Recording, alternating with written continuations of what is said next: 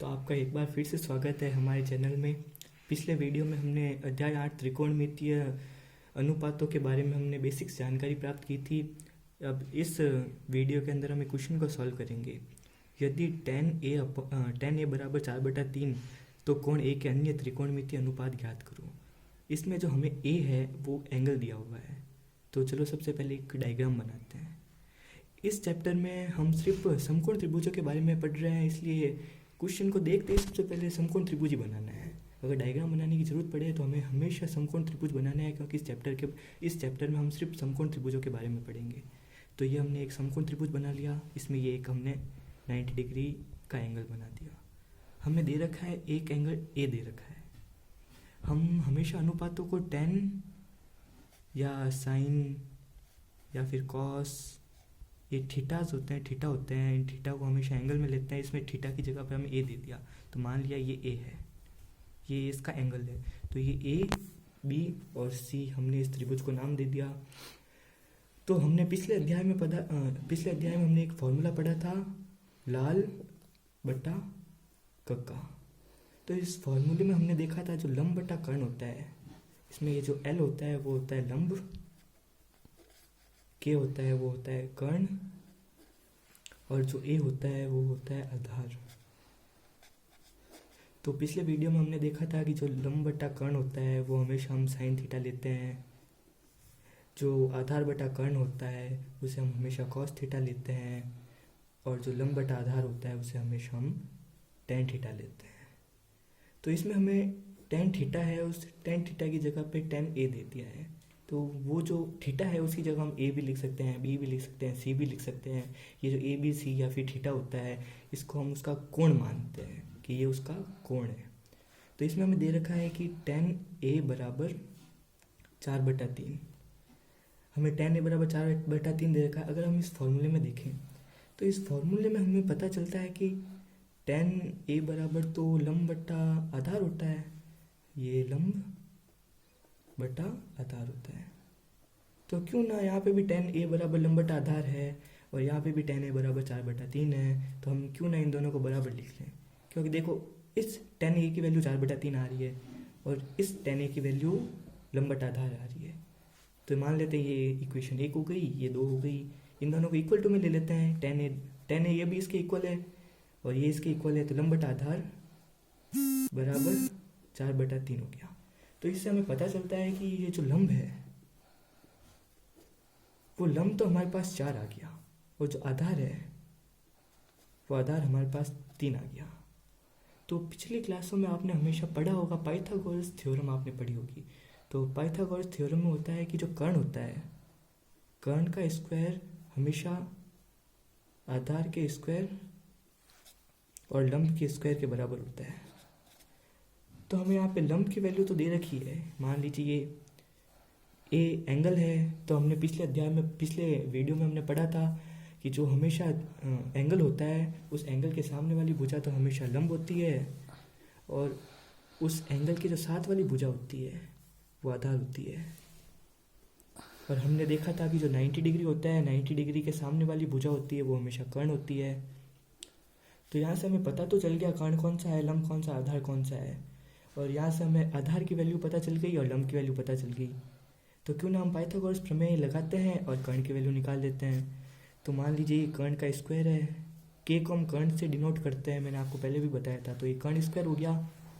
ये आधार है, आधार की वैल्यू हमें यहाँ पे दे रखी है, तो ये 3 का स्क्वायर हो गया, प्लस जो लंब है, लंब की वैल्यू हमें यहाँ पे दे रखी है, तो ये लंब का स्क्वायर हो गया। तो कर्ण स्क्वायर, तो 3 का स्क्वायर होता है 9, प्लस 4 का स्क्वायर होता है 16, तो कर्ण स्क्वायर बराबर 25 आ गया। और इसको स्क्वायर को हटाते हैं तो हमेशा रूट लगता है, तो इसको स्क्वायर को इधर भेजा तो रूट लग गया, तो कर्ण बराबर √25। तो इस तरह से हमारे पास कर्ण की वैल्यू आ गई 5।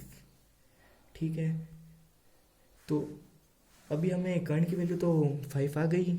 आधार की हमने यहाँ से देखी थी तो 3 आई थी, और आधार की वैल्यू हमारे पास यहाँ पे 3 आई थी, और लंब की वैल्यू हमारे पास 4 आई थी। तो अब हमें करना क्या है, हमें दूसरे त्रिकोणमितीय अनुपात ज्ञात करना है। त्रिकोणमितीय अनुपात हमारे पास 6 होते हैं, जैसे साइन थीटा हो गया, कॉस थीटा हो गया, टेन थीटा हो गया। साइन का उल्टा होता है हमारे पास कॉसेक थीटा। कॉस का होता है हमारे पास सेक थीटा और टेन का होता है कॉट थीटा। ये इनके उल्टे अनुपात होते हैं। तो अभी हमें टेन का तो दे रखा था, इसकी हेल्प से हमें दूसरे अनुपात भी ज्ञात करने हैं। हमारे पास फॉर्मूला होता है LL अपॉन KK। तो सबसे पहले साइन थीटा ज्ञात करते हैं। साइन थीटा हमारे पास ये फर्स्ट वाला, तो लंब बटा कर्ण। तो वापस आ जाते हैं हमारे त्रिभुज पे। तो ये त्रिभुज है, तो त्रिभुज में देखिए हमारे पास लंब कौन सा है। लंब ये सामने वाली भुजा है BC, तो ये ले लेते हैं BC। कर्ण हमारे पास ये AC भुजा है, तो AC ले लेते हैं। हमने पहले इनके मान निकाले थे, ये देखो यहाँ पे सॉल्व करके हमने मान निकाले हैं। तो हमारे पास लंब की वैल्यू आई है 4 और कर्ण की वैल्यू आई है, लंब की वैल्यू हमारे पास थी 4 और कर्ण की वैल्यू थी 5। तो ये इसका फर्स्ट अनुपात है, वो तो हमने निकाल लिया है। अब इसका सेकंड अनुपात भी हम निकाल लेते हैं। सेकंड अनुपात कॉस थीटा होता है। कॉस थीटा की वैल्यू हमें इसमें देखो आधार बटा कर्ण, आधार बटा कर्ण। तो वापस त्रिभुज पे चलो। ये त्रिभुज के अंदर ये हमारा एंगल, इस एंगल का आधार हमारे पास ये है, आधार AB है। तो ये आधार हमारा B हो गया, AB हो गया। और कर्ण इसमें देखो AC है, तो ये AC हो गया। तो आधार की वैल्यू यहाँ पे थी 3, ये 3 हो गई। और जो कर्ण था उस कर्ण की वैल्यू थी 5 हो गई।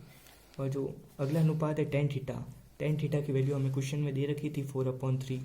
तो ये टेन थीटा बराबर लंब बटा आधार बराबर 4/3, ये क्वेश्चन में गिवन था। तो हमने पिछले वीडियोस में कुछ फार्मूलाज देखे थे, जैसे साइन थीटा होता है उसकी वैल्यू 1/cosec थीटा होती है। तो इस फार्मूला के बेसिस पे अगर हम देखें तो cosec थीटा की वैल्यू 1/sin थीटा हो जाएगी। थोड़ा सा बेसिक आप भी लगा सकते हो, जैसे cosec थीटा को उधर भेजा तो sin थीटा नीचे आ जाता है, तो cosec थीटा की वैल्यू 1/sin थीटा हो जाती है। तो अगर हमें cosec थीटा की वैल्यू निकालनी है तो 1/sin थीटा की वैल्यू ये देखिए यहाँ पे हमने निकाली थी, ये sin थीटा इक्वल टू 4/5। तो cosec थीटा बराबर 1/4/5। तो ये यहाँ पे ये उल्टा हो जाता है हमेशा 5/4। तो रेसिप्रोकल करने पर हमें 5/4 प्राप्त हुआ। तो cosec थीटा बराबर 5/4। इसी प्रकार से cos थीटा बराबर हमने पिछली वीडियो में देखा था 1/sec थीटा। तो अगर sec थीटा की वैल्यू निकालनी है तो sec थीटा बराबर 1/cos थीटा। तो इससे हम cos थीटा की वैल्यू रखते हैं। cos थीटा की वैल्यू है 3/5, तो 1/3/5, तो ये 5/3 हो जाता है। हमने एक और फॉर्मूला देखा था tan थीटा बराबर 1/cot थीटा। तो इससे अगर हम cot थीटा का निकालते हैं तो cot थीटा की वैल्यू हो जाती है 1/tan थीटा। तो tan थीटा की वैल्यू क्वेश्चन में गिवन थी 4/3, तो 1/4/3, तो इसको ऊपर भेजने पर ये 3/4 हो जाएगा। तो ये हमने बाकी के सारे अनुपात ज्ञात कर लिए। tan थीटा का हमें गिवन था, sin थीटा का हमने यहाँ से गिवन कर लिया, यहाँ से निकाल लिया। tan थीटा का था, cos थीटा का यहाँ से निकाल लिया। और बाकी जो sec थीटा थे, cot थीटा थे और cosec थीटा थे, हमने इनके मान पलट कर इनके मान निकाल लिए। तो हमारे चैनल पर आने के लिए बहुत बहुत धन्यवाद। इसी के साथ हमारे साथ बने रहें।